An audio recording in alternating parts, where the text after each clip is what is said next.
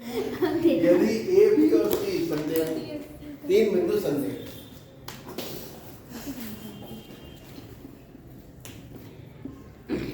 संदेह का मतलब एक ही रेखा पर स्थित। नाम अगर कोई चीज हमें समझ में आए तो उसके नाम पे ध्यान दें, संरेख, ठीक है, संग संग है रेखा पर, ठीक। अब इसमें मान लेते हैं, दूसरी विधि से कराता हूं, इस वाली विधि से, ठीक। माना बिंदु बी AC को कितने अनुपात में बांटता है, के अनुपात देखिए बांटते हैं। एक मैंने m अनुपात n से करा दिया, अब के अनुपात 1 से देखो, जो भी आसान लगे वो तरीका हमेशा के लिए आप अपनाएं। तो विभाजन सूत्र से ये अनुपात कितना हो गया, के अनुपात 1। तो विभाजन सूत्र से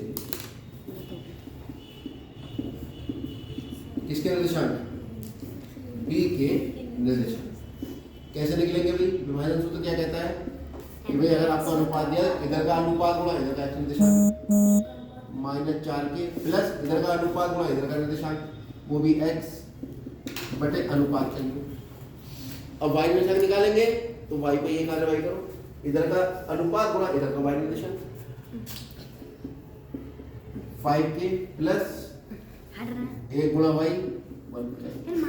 प्रश्नानुसार हमें मालूम है, एक तो हमने विभाजन सूत्र से b के निर्देशांक निकाले, एक हमें b के निर्देशांक सवाल में दे रखे, ठीक है। तो दोनों निर्देशांक आपस में कैसे होंगे, बराबर। तो प्रश्नानुसार जो b के निर्देशांक ये आए हैं -4k plus x/1 plus k,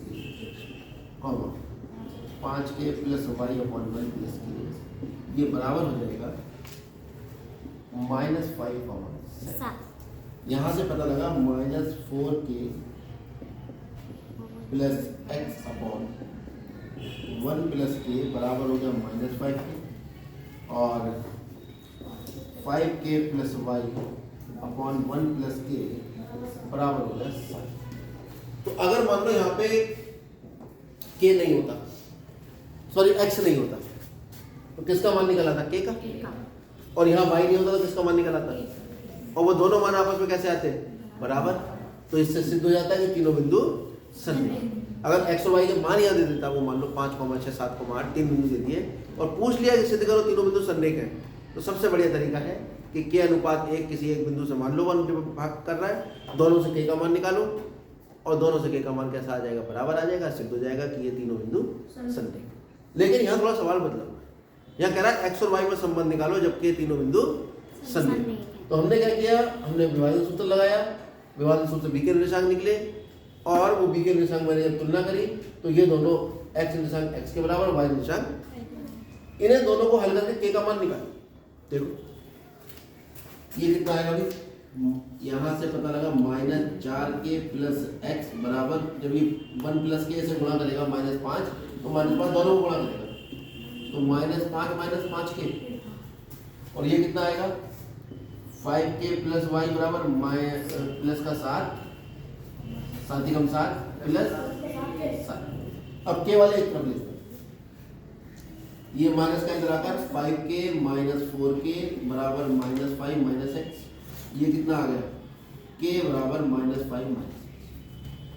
इसे हल करिए, ये आ जाएगा, इसको इधर ले दो, y minus 7 equal to 7k minus 5k, ये कितना आ गया 2k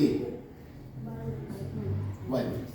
यहाँ से k का मान कितना आ गया, यहाँ तो उठा के या यहाँ से भी k का मान निकाल लो, y -7/2, और दोनों k के मानों की तुलना, दोनों में से जो भी काम आपको लग रहा हो इजीली हो रहा है, आप वो काम यहाँ पर कर सकते हैं।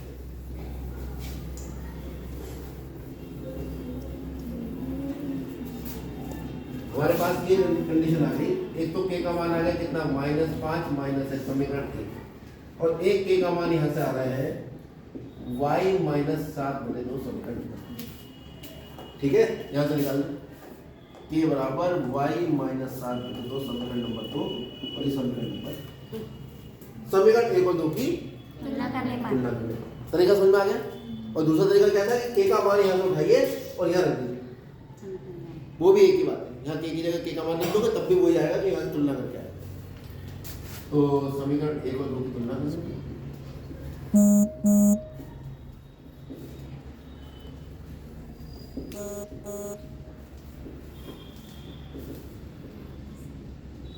तुलना कितना आ गया -5 माइनस एक्स बराबर वाई माइनस 7। फिर से गुणा कर लीजिए 2 गुणा -5 माइनस एक्स बराबर वाई माइनस 7 कितना आ गया -10 माइनस 2 की 2x। गलती तुरंत बोलता है इस माइनस को इधर ले जाओ और इसको इधर ले जाओ -10 + 7 बराबर वाई प्लस 2x। ये कितना आ गया -3 बराबर अब ये इधर ले जाओ 2x + y और माइनस से आकर प्लस इधर 0 आना चाहिए ना, इधर 0 लिख दो कोई फर्क नहीं पड़ता। और यही आपका आंसर है। ये x और y में क्या आ गया कभी कभी वो इसी में k घुसा देगा तो क्या k, 1 ये और ये संदेह है। तो आप जो अनुपात है उसमें k मत मानना, उसमें फिर क्या मानोगे m अनुपात। और अगर आपको थोड़ा ऑकवर्ड डे लगे तो आप इस अनुपात को लैम्डा अनुपात बन भी मान सकते,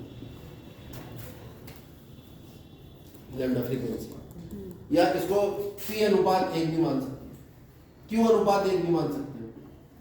ठीक है, तो फिर आपको 2 वेरिएबल पे काम नहीं करना।